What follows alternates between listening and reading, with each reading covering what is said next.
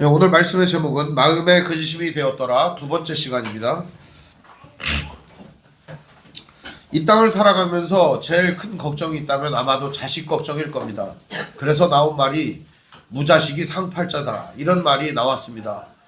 가지 많은 나무에 바람 잘 날 없다 이런 얘기 들어보셨을 겁니다.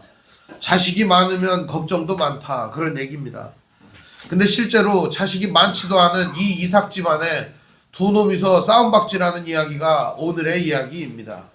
그래서 서로 아버지의 축복을 언 놈이 쟁취하느냐, 그래서 싸움을 시컷 하는 얘기가 오늘 얘기인데, 거기에 엄마 아빠의 싸움이 가세하여 서로 다투고 싸우고 난장판이 이루어지는 본문이 오늘 27장의 본문입니다. 시발점이 있습니다.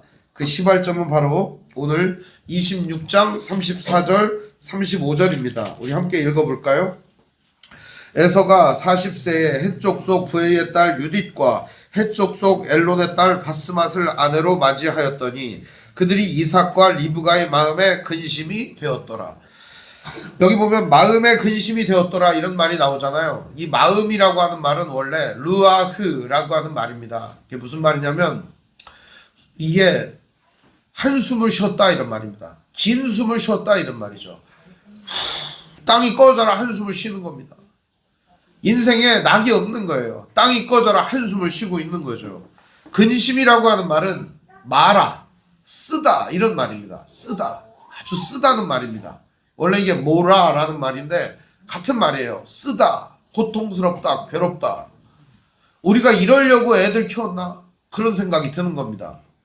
하나님의 자녀로서, 하나님의 백성으로서 자존심을 조상 때부터 지켜왔는데 에서가 보니까 2명을 얻었습니다. 근데 2명을 얻었는데 부인이 다 어디 사람이에요? 헷족 속입니다. 헷족 속. 헷족 속이라고 하는 건 가나안 사람입니다. 가나안에 있는 민족들과 혼인하지 말라고 하나님 말씀하셨는데 그 약속을 깨버리고 가나안 사람들과 한 가족이 되기로 작정한 것입니다. 사냥하고 사람들하고 어울리다 보니 그럴 수 있다고 봅니다. 그런데 에서의 선택은 이 가정에 불행을 몰고 왔습니다. 여기 보면은 이삭과 리브가의 마음에 근심이 되었다는 것은 그들의 삶에 고통이 시작되었다는 것을 의미하고 있습니다. 하나님께서는 이삭에게 하늘의 영광과 이 땅에 있는 기름진 복을 다 주셨습니다. 그럼에도 그는 하나님의 은혜 속에 거하기를 원하지 아니하고 여기저기 돌아다니며 이 땅 저 땅을 헤매이기 일쑤였습니다. 결국 그가 얻은 것은 많습니다. 부를 얻었고요. 거부가 되었고요. 주변 사람들이 함부로 할 수 없을 정도로 큰 세력을 가졌습니다. 그러나 그에게 있는 이 자녀 문제만큼은 누구도 해결해 줄 수 없는 문제였습니다. 오늘 이 시대에도 자녀 문제들은 매우 심각합니다. 재벌 2세의 자녀 문제, 정치인들의 자녀 문제, 아무리 성공하고 아무리 자기네들이 이 세상에서 리더라고 주장하더라도 자식의 문제만큼은 어쩔 수가 없는 것입니다. 최근에 읽은 책이 하나가 있습니다. 만일 내가 삶을 다시 산다면, 그런 책이 있습니다. 뭐 말도 안 되는 얘기죠. 삶을 뭐 다시 산다는 게 말이 됩니까? 그런데 그 책 안에는 중요한 내용이 들어 있습니다. 사람을 대하는 태도에 대해서 나오더라고요. 우리가 사람을 대할 때 어떻게 대해야 되는가? 2가지 태도가 있다고 얘기를 해요. 정말 내가 사랑하고 아끼는 사람이 있대요. 근데 이 사랑하고 아끼는 사람이 비뚤어지고 잘못되고 내가 원하지 않는 곳으로 간다는 거예요. 그리고 이 사람이 때로는 악을 행할 수도 있고 뜻하지 않은 방향으로 간다는 거예요. 그럼 여러분 어떻게 하시겠습니까? 조언과 충고와 또 여러 가지를 아끼지 않을 것입니다. 왜냐하면 내가 사랑하고 아끼는 사람이니까요. 그런데 이 책은 이렇게 말합니다. 사랑하고 기다려주라는 겁니다. 참 중요한 얘기가 들어있어요. 사랑하고 기다려주어라. 오히려 네가 열정을 가지고 충고하고 열정을 가지고 그 사람을 바꿔주려고 하고 그 사람이 잘못된 것을 비뚤어진 걸 바로잡아주려고 애쓰면 애쓸수록 너는 그 사람을 지배하려고 든다는 거죠. 그래서 그 사람을 지배하려고 해서 그 사람을 지배하게 되잖아요. 그럼 그 사람은 이 지배당하고 있고 억눌려 있기 때문에 그 억눌림에서 벗어나느라 더 큰 악에, 더 큰 죄에, 더 큰 잘못의 소용돌이에 휘말릴 수 있다고 이야기를 합니다. 오늘 우리들이 사랑하는 사람이 자녀뿐이겠습니까? 아내나 남편이나 친구나 이웃이나 누구든지 우리는 바로잡아주려고 애를 씁니다. 그런데 바로잡아주려고 애를 쓰면 쓸수록 삐뚤어지는 이유는 바로 우리가 사랑하고 기다려주지 못하기 때문이 아닌가 싶습니다. 오늘 이 이야기는 가정의 이야기입니다. 근데 이 가정의 이야기가 비단 이 집의 이야기뿐만이냐? 이 세상에 있는 모든 집의 이야기다. 저는 이렇게 생각합니다. 부부가 싸워요. 그럼 부부가 선호하는 자식이 있을 거예요. 그럼 선호하는 자식을 놓고 서로 싸워요 또. 서로 싸우다 보니까 어떻게 돼요? 가정이 깨지는 것입니다. 자식이 없는 게 낫냐 그러면 자식이 없는 지금 부부간의 의견으로 대립을 합니다. 왜 자식이 없으니까. 그러면 서로 이제 편을 쫙 나누어가지고 도열이 정리가 된 집이 좋으냐? 매일 전쟁만 있겠죠. 그런 집에서는 편을 이미 갈랐기 때문에. 오늘 이야기는 단순히 한 집안에서 벌어지는 비극적인 이야기가 아닙니다. 혹은 하나님의 축복을 위해서 쟁탈하고자 애를 쓰는 인간들의 그러한 각축전의 모습이 아닙니다. 이것은 오늘날 우리 근본적인 문제를 성경이 꼬집고 있는 것입니다. 인간이 가지고 있는 근본적인 문제가 뭘까요?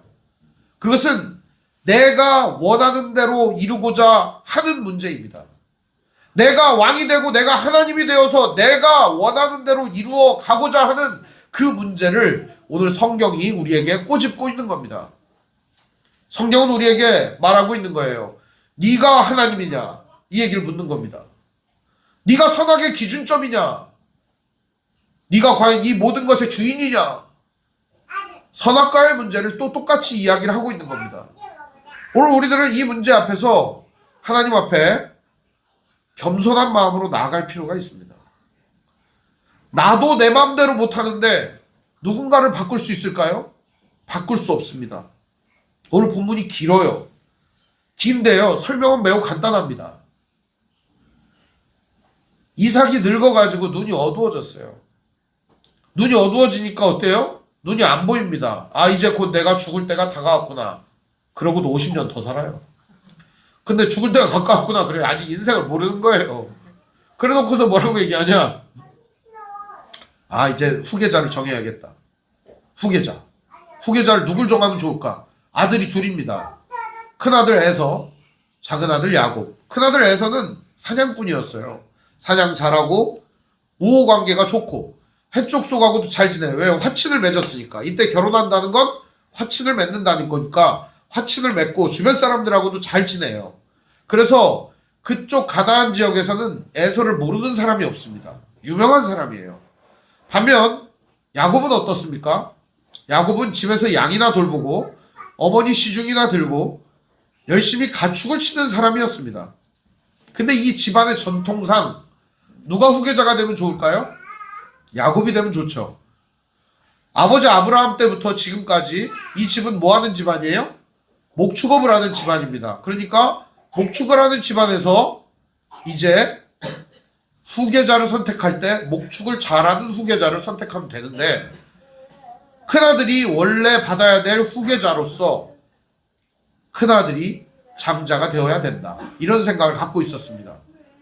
실제로 우리는 잘 알고 있죠. 장자권을 이미 팔아 넘겼어요. 그죠? 장자권을 팥죽 한 그릇에 이미 팔아 넘겼어요. 25장 말씀에 보면은 이미 장자권을 팔아 넘겼어요. 그런데 팥죽 한 그릇에 에서가 야곱한테 장자권도 팔아 넘기고 그랬는데도 불구하고 아버지는 그것도 모른 채 그냥 에서에게 장자권을 넘겨주고 후계자로서 인정을 해주고 축복도 한꺼번에 주려고 하는 겁니다. 이게 뭐하고 같은 거냐면 지금 우리는 이게 별로 심각하지 않은데 옛날에 보면은요 이렇게 무술 같은 거 하잖아요. 그러면 막 이제 북두권 계승자, 남두권 계승자, 북두신권 뭐 이런 책에 보면 나오는데 그런 계승자들이 있어요. 그럼 계승자는 몇 명이에요? 딱 한 명이에요. 한 명만 딱 계승을 해요. 왜냐하면 그 사람에게 오직 모든 능력을 다 주는 겁니다. 권한과 능력을 다 주는 거예요. 왜? 서로 싸움박질하고 혼란스럽지 않게 하기 위해서입니다. 안 그러면은 이 문파가 여러 개가 생길 거니까요. 그래서 하나만 이렇게 만듭니다. 마찬가지로 이 집안도 계속적으로 하나 이렇게 내려옵니다. 아브라함은 누구에게? 이삭에게.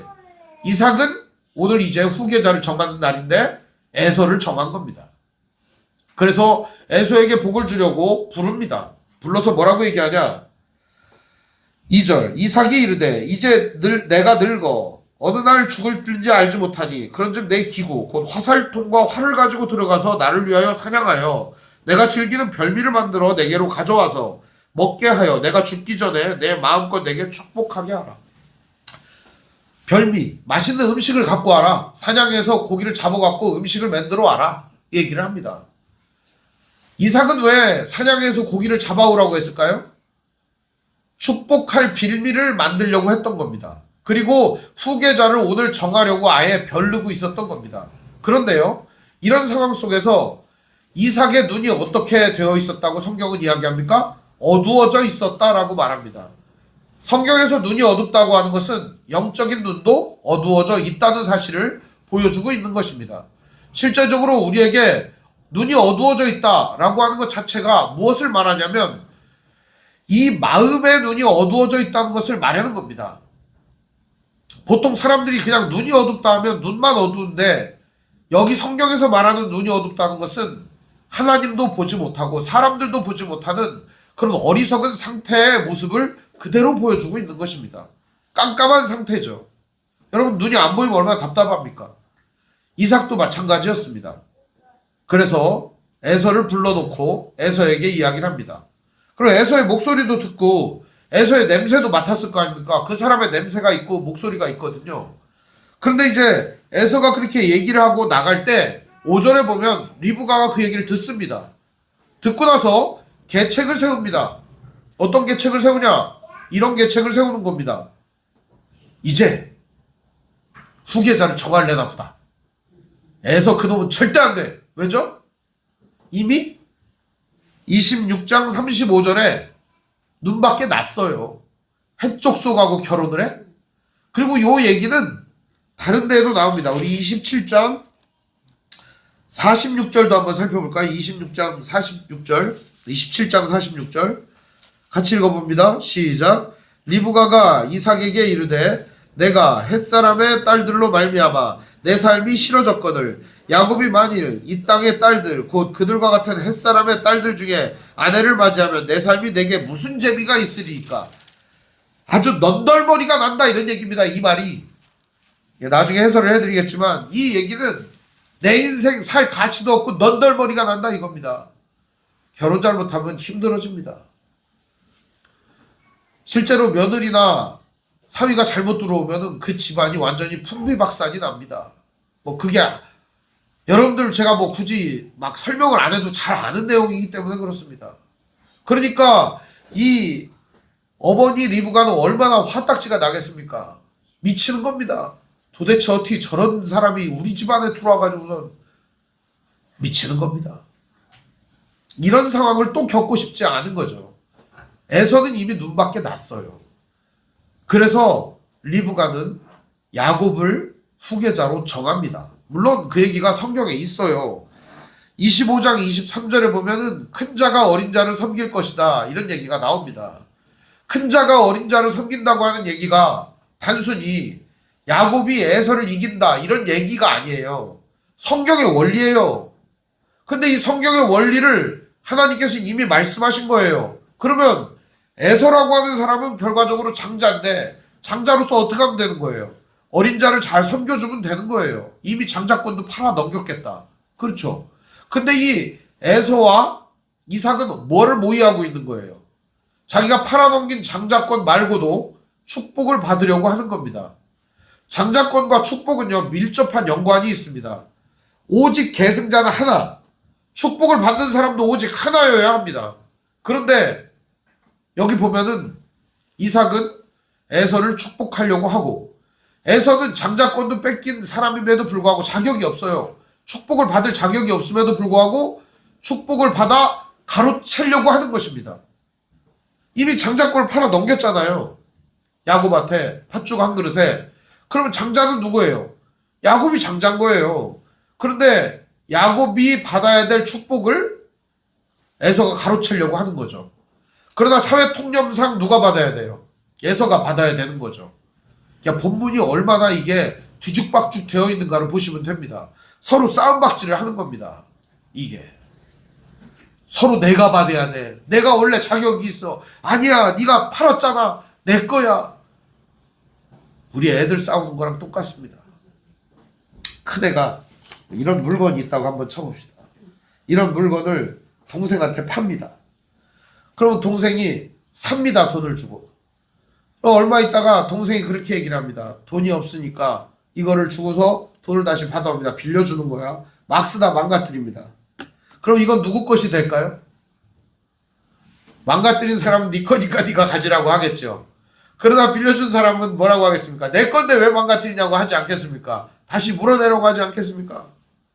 서로 싸웁니다. 빌려주었다. 아니다, 샀다. 내가 다시 갖고 싶다. 도로 내놔라. 이런 일들이 얼마나 싸우는 일입니까?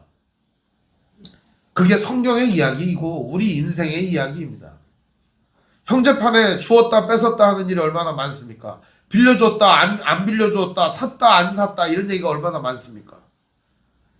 그게 말의 정당성을 세우는 일이 문제가 아니라는 겁니다.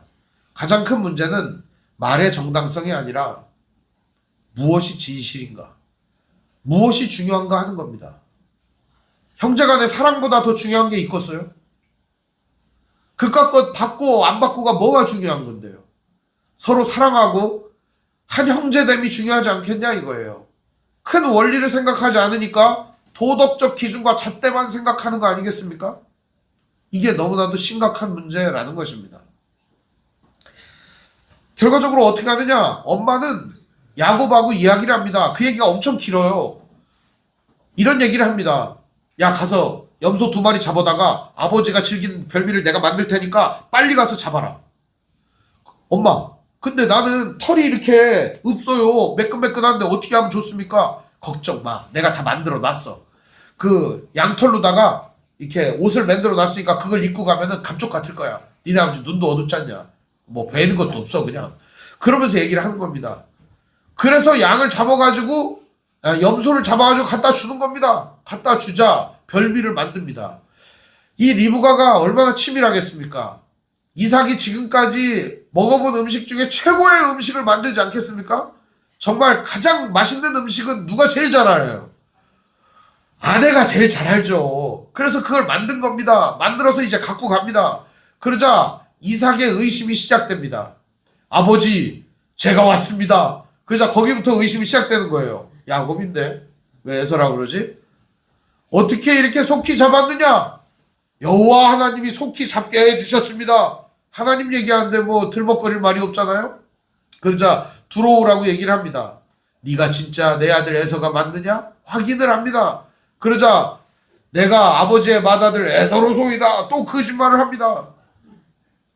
참 이 거짓말도 계속 늘어요.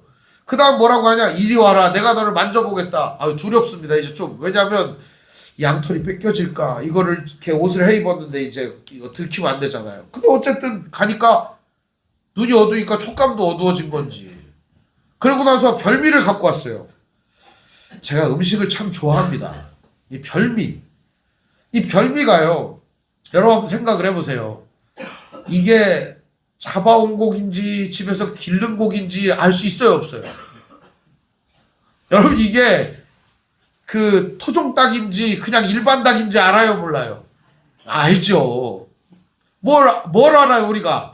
육지를 뜯어 먹어보면 알 수 있을 거 아닙니까? 그런데 이제 입맛도 맛이 갔나 봐요, 이상이. 별미를 먹는데도 맛있어. 리브가가 얼마나 요리를 잘했나는 모르겠지만 어쨌든 그게 야생인지 기른 건지도 모를 정도로다가 퍼먹고 있습니다. 제가 보기에는 눈도 맛이 갔지만 입맛도 맛이 가고 촉각도 맛이 가고 완전히 맛이 간 상태다 이겁니다. 이삭이라고 하는 사람이 분별력과 판단력이 둔해진 상태라는 겁니다. 그가 후계자를 정하려고 했던 것도 자기의 판단력과 분별력이 둔해졌기 때문에 시작했던 일이라고 봅니다. 근데 여러분 여기에 중요한 점이 있습니다. 요즘 이제 나는 신이다 이런 넷플릭스 시리즈가 유행을 합니다. 거기에 보면은 헌금을 걷는 방법이 있어요. 근데 이 헌금 중에 별미 헌금이라는 게 있어요. 별미 헌금. 처음 들어보죠? 우리 교회 이렇게 만들면은 참 재밌을 것 같긴 한데 절대 안 하죠, 제가. 그게 뭐냐? 이삭과 야곱과 에서와 이 가정을 봐라. 이삭이 아버지고 그리고 야곱과 에서는 아들 아니냐? 아들이 아버지를 위해서 별미를 갖다 바치지 않느냐? 그러니 목사가 이 교회의 영적인 아버지니까 별미를 갖다 바쳐야 된다. 그런 얘기를 하는 거죠. 그래서 별미 헌금을 걷는 거예요. 별미 헌금은요, 이런 헌금통에 넣는 게 아니에요. 목사님한테 직접 드리는 거예요. 그래가지고 직접 드리기 뭐하니까 거기다가 표시를 해요. 별미 헌금. 이렇게 하면 그 다 목사님한테 가는 거예요. 이런 식으로 이단들이 물질을 축적을 하는데 결국 돈이 많아진 이 이단의 교주들이나 이런 사람들은 뭘 하는가? 어린 여성들과 아이들을 성착취를 합니다. 그 외에도 그 가진 돈으로 온갖 더러운 짓을 합니다. 라스베가스에서 도박을 하지를 않나 사람들을 갖다가 죽이고 자기 말 안 듣는 사람들을 땅에 묻고 집단으로 그냥 어떻게 죽이는 방법을 연구를 합니다. 한마디로 사회의 암적인 존재가 되는 것입니다. 그 별미 헌금이라고 하는 게 개신교회도 있어요. 일부 보수적인 교회에 가면요, 그 헌금을 걷어요. 저 깜짝 놀랐어요. 목사가 교주도 아닌데 별미 헌금을 걷어요. 원래 목회자는 월급쟁이에 불과합니다. 그런데 그런 일들이 일어나는 것은 다 그게 뭘까요? 한마디로 하나님의 권위와 말씀의 권위보다 목회자의 권위가 더 힘이 있었기 때문입니다. 이 세상의 가장 큰 문제는 어디서부터 오는가? 바로 처음 시작할 때 말씀드렸던 것처럼 내가 하나님이다. 여기부터 시작되는 겁니다. 나는 신이다. 거기부터 문제가 시작되는 겁니다. 스스로가 하나님이 되고 스스로가 기득권이 되고 스스로가 가장 높은 자리에 섰다고 여겨질 때 그가 하는 행동을 보십시오. 얼마나 악랄하고 얼마나 못된 짓을 하는가. 이삭도 마찬가지였습니다. 분별력이 없어지자 그는 하나님의 뜻이고 뭐이고 아무 상관없습니다. 전통대로 원래 해오던 관행대로 이어가고 있는 것입니다. 어쨌든 아버지를 기가 막히게 속였습니다. 그러자 아버지는 야곱을 끌어안고 축복을 해줍니다. 이제 우리 그 장면을 한번 보도록 하겠습니다. 26절 말씀입니다. 그의 아버지 이삭이 그에게 이르되 내 아들아 가까이 와서 내게 입맞추라. 그가 가까이 가서 그에게 입맞추니 아버지가 그의 옷에 향취를 맡고 그에게 축복하여 이르되, 이 옷은 누구 옷이에요? 에서의 옷이죠. 엄마가 다 계획한 거죠. 그 옷의 냄새를 맡으면 누구 냄새가 나요? 에서의 냄새가 나죠. 에서의 냄새는 어떤 냄새입니까, 여러분? 여러분이 생각하기에 에서의 냄새는 어떤 냄새여야 돼요? 활 쏘고 고기 잡고 활 쏘고 새 잡아가지고 모가지 따고 이렇게 하는 게 그게 무슨 냄새예요? 에서의 옷의 냄새는 피 냄새가 났을 거예요. 에서의 옷의 냄새는 야생의 냄새, 피 냄새가 나는 거예요. 근데 이 이삭의 축복은요, 이상하리 많지 농경사의 축복을 빌어주고 있다는 것입니다. 보시죠. 내 아들의 향취는 여호와께서 복주신 뭐의 향취다? 밭의 향취로다. 어떻게 그게 밭의 냄새입니까? 그게 피 냄새지. 그죠? 하나님은 하늘의 이슬과 땅의 기름짐이여 풍성한 곡식과 포도주를 내게 주시기를 원하노라. 만민이 너를 섬기고 열국이 내게 굴복하리니 내가 형제들의 주가 되고 내 어머니 아들들이 내게 굴복하며 너를 저주하는 자는 저주를 받고 너를 축복하는 자는 복을 받기를 원하노라. 이 축복의 내용은요, 누구 입장에서 하는 축복입니까? 이삭 입장입니다. 이삭은 그때 당시에 농사를 져가지고 100배를 거두었습니다. 거부가 되었습니다. 오로지 이건 누구의 입장이냐? 이삭의 입장입니다. 이삭 자기가 농사 짓고 복받고 거부가 됐고, 그러니까 너도 그렇게 되라. 가정의 가장 큰 문제가 뭔지 알아요? 부모가 자기의 못다 이룬 꿈을 갖다가 자식한테 주는 거예요. 너도 이 꿈을 이루어라. 가정의 가장 큰 문제가 뭔지 알아요? 자기도 못하는 거 남한테 시키는 거예요. 남편도 못하는 거 아내한테, 아내도 못하는 거 남편한테 서로 원하는 거예요. 있는 그대로 사랑하고 인정해줄 때 좋은 거예요. 냄새 맡았으면 피냄새로구나. 사냥 잘해서 고기 많이 의더라. 뭐 이런 걸 축복을 해야지. 여기 축복은 무슨 축복이에요? 밭에 축복을 해주고 있는 거예요. 그러니까 이 입장은 누구 입장이에요? 이삭 입장에서 축복을 해주는 거예요. 그러면 성경 말씀에 나오는 축복이 잘못됐냐? 그게 아니에요. 이삭의 입장에서 축복을 해주었지만 이 복은 이루어질까요? 안 이루어질까요? 이루어집니다. 언제? 창세기 끝나고, 레위기 끝나고, 민수기 끝나고, 신명기 끝나고, 여호수아 때 이루어집니다. 그게 엄청 오랜 시간이 지나서 이루어지는 겁니다. 가나안에 들어가서 농경사회를 이루잖아요. 엄청 긴 시간이 지나야 이루어지는 얘기예요. 그렇지만 당장 이 얘기는 너무나도 맞지 않는 얘기라는 겁니다. 부모의 의지와 자식의 의지는 다른 겁니다. 실제로 이 축복을 받았던 야곱은 농사를 졌을까요? 평생 농사 한 번 짓지 않았습니다. 야곱은 평생 목축업을 하는 자로 살았습니다. 이 축복과 야곱이 어울리지 않습니다. 그럼 뭐하러 한 겁니까 이건? 이때 당시에는 이 말이 헛소리였던 겁니다. 어울리지 않는 말이었던 겁니다. 한마디로 이삭은 자기 입장에서 축복을 했습니다. 그러나 하나님은 이 이삭의 이야기를 끝끝내 이루어 주십니다. 중요한 것은 이 모든 것을 똑똑히 지켜보시는 분이 계셨으니 그분은 바로 하나님이시라는 겁니다. 야곱은 아버지 이삭을 속이고, 리브가는 사기를 치고, 에서는 자기의 장자권을 이미 팔아 넘겼음에도 불구하고 축복은 받아 챙기려고 하는 못된 심성을 가지고 있었습니다. 이 집안의 식구들은 전부 다 서로 간에 얽히고 설킨 싸움과 얽히고 설킨 권모술수의 피해자가 되고 있었습니다. 여기 가해자는 누굴까요? 이 이야기의 피해자는 누굽니까? 모두가 피해자인 겁니다. 모두가 피해자예요. 한 명도 성공하고 좋은 사람이 없어요. 오늘 여기 말씀에 축복이 나오죠. 29절. 만민이 너를 섬기고 열국이 내게 굴복하리니 내가 형들의 주가 되고 내 어머니의 아들들이 내게 굴복하여 너를 저주하는 자는 저주를 받고 너를 축복하는 자는 복을 받기를 원하노라. 실제로 야곱의 인생에 이렇게 됐나요? 야곱의 인생에 이렇게 되냐고요. 이 축복을 쟁취한 야곱의 인생은 행복할까요? 축복을 다 받았잖아요. 아버지로부터 장자권도 형한테 뺏고, 그리고 축복도 뜯어내고, 받아낸 게 아니라 뜯어낸 거예요. 뜯어내고 다 가졌습니다. 유명한 영화 대사가 있어요. 그렇게 다 가져야만 했냐? 뭐 이런 대사가 있어요. 유명한 영화 대사가 있어요. 근데 그걸 다 가지니까 행복합니까 그게? 행복이 아니에요.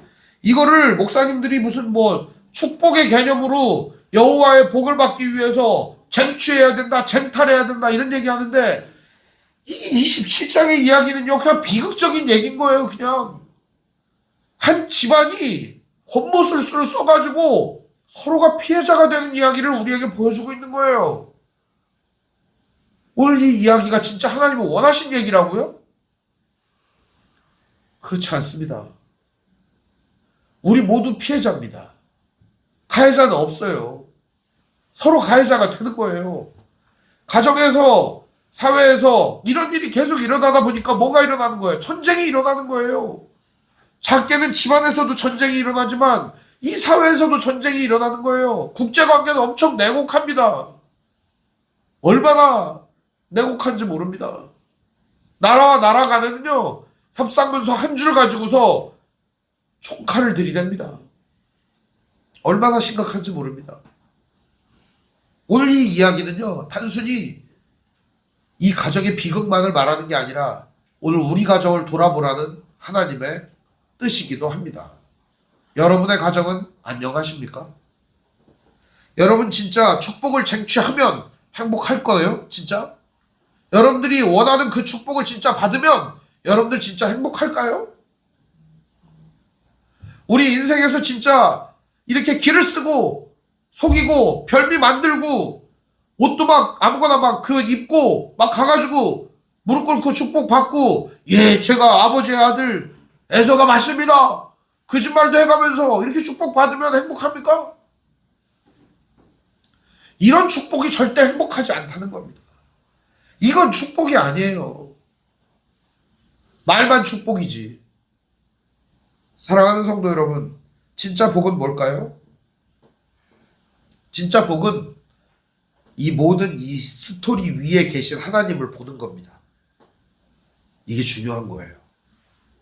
오늘 이 26장, 27장의 이 스토리 안에 인간들이 벌이고 있는 이 각축전 위에서 여전히 자비롭고 여전히 사랑을 베푸시고 이들의 실수와 잘못과 이들의 겉모술수와 악다구니 속에서도 선한 역사를 이어가고 계시는 그 잠잠히 이 상황을 지켜보시며 이 모든 상황을 애처롭고 안타깝고 가슴 아프게 바라보시는 그 하나님의 고요하신 음성을 들을 수 있다면 오늘 이 시대는 얼마나 하나님 안에서 평화로운 세상이 될까요? 오늘 우리가 다투고 싸우는 이유가 무엇일까? 선한 목적으로도 싸우고 악한 목적으로도 싸워요.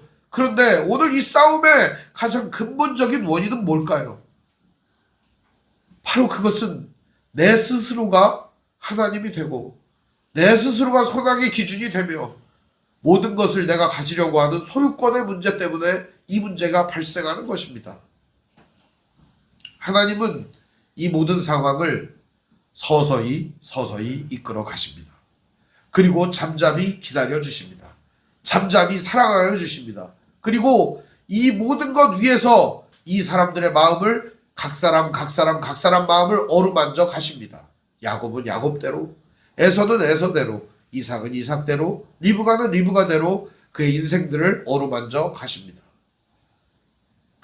모든 문제는요, 하나님이 만들어내신 게 아닙니다. 내가 만들어낸 겁니다. 모든 상황은 내가 이룬 겁니다. 내 인생에 일어나는 모든 일들은 내가 만든 겁니다. 내가 자초한 거예요. 이걸 우리들은 인정할 필요가 있어요. 하나님이 왜 나를 힘들게 하나, 이런 얘기 많이 합니다. 저 목회자들하고 대화를 하다 보면 답답할 때가 많습니다. 목사님들이 뭐라고 하냐? 하나님이 나에게 사명을 줘가지고 그 사명을 가지고 사명 감당하느라 힘들었대요. 자기가 선택한 겁니다. 그거 다 자기가 선택한 거예요. 오늘 우리의 인생, 지금 하나님께서 우리에게 선택권을 주셨어요. 오른쪽으로 갈 수도, 왼쪽으로 갈 수도, 앞으로 뒤로 갈 수도 있는 선택을 주셨어요. 어쩔 수 없다고 말하면서 선택한 건 바로 우리 자신들입니다. 오늘 하나님 앞에서 우리가 무엇을 선택하고 무엇을 결정해야 하는가를 지혜롭게 나아가야 합니다.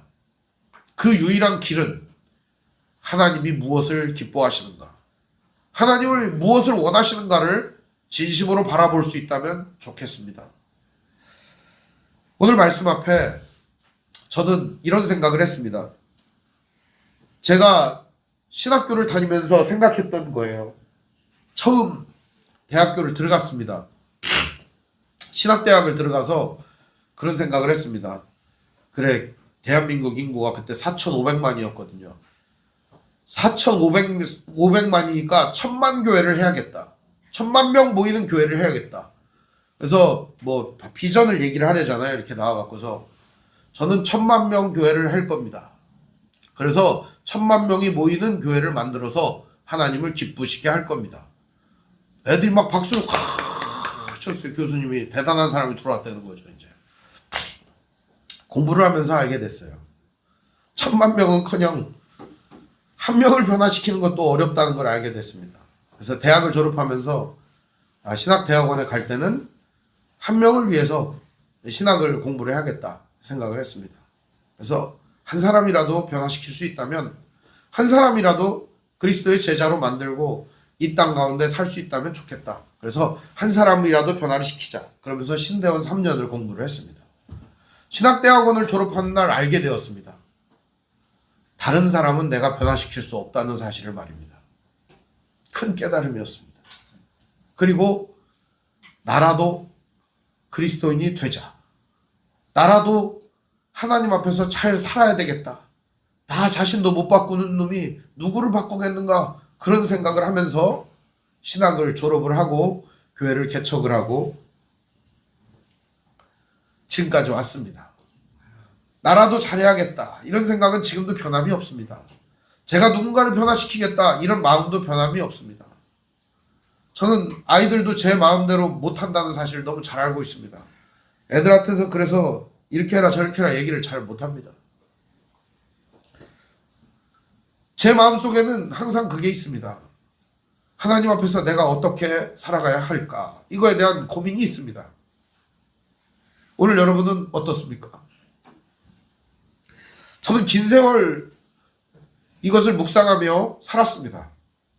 긴 세월 이걸 생각하며 살았습니다. 근데 나 자신을 변화시키기가 너무 어렵더라고요. 너무 힘들더라고요. 오늘 여러분은 어떻습니까? 자기도 못 바꾸면서 다른 사람들 앞에서 바꾸라고 이야기하고 있지는 않습니까?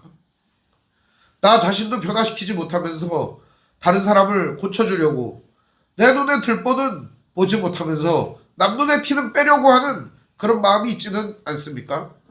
오늘 말씀 앞에 우리의 가정과 내 개인의 인생을 돌아보는 시간이었으면 좋겠습니다. 사랑하는 성도 여러분, 마음에 근심이 되는 이유는 바로 나 자신이 하나님이 되고 내가 선악의 기준이 되고 이 소유권을 가지기 때문입니다. 다시금 하나님을 하나님의 자리에 세우신다면 마음의 근심보다 인생의 기쁨과 샬롬이 넘치게 될 것입니다. 오늘도 그 하나님의 샬롬을 누리며 하나님의 은혜 속에 살아가는 믿음의 형제자매들 되시기를 주님의 이름으로 축원드립니다. 사랑과 은혜가 풍성하신 아버지 하나님, 은혜와 사랑을 감사합니다. 연약한 죄인을 불쌍히 여기시어 지금까지 인도하시니 감사합니다. 잠잠히 지켜보시며 사랑하시며 늘 은혜를 베푸시는 그 하나님의 사랑과 은혜 속에 오늘도 살아갑니다. 이제 우리 자신을 내려놓습니다. 하나님의 은혜 앞에 내려놓고 하나님의 사랑 가운데 내려놓습니다. 우리를 받아주시옵소서. 우리에게 은혜를 베푸시옵소서. 주님 바라보며 오늘도 나아가는 믿음의 형제자매들 될 수 있도록 인도하여 주옵소서. 예수님의 이름으로 기도합니다. 아멘.